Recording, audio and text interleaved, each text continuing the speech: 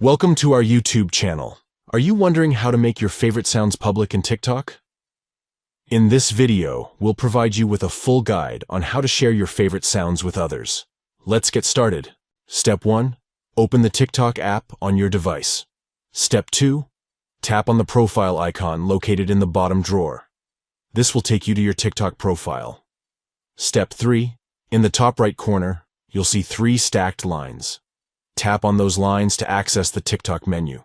Step 4. From the menu, select Settings and Privacy. Step 5. Within the Settings and Privacy section, tap on Privacy. Step 6.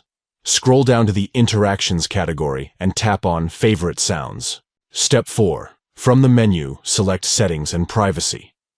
Step 5. Within the Settings and Privacy section, tap on Privacy. Step 6.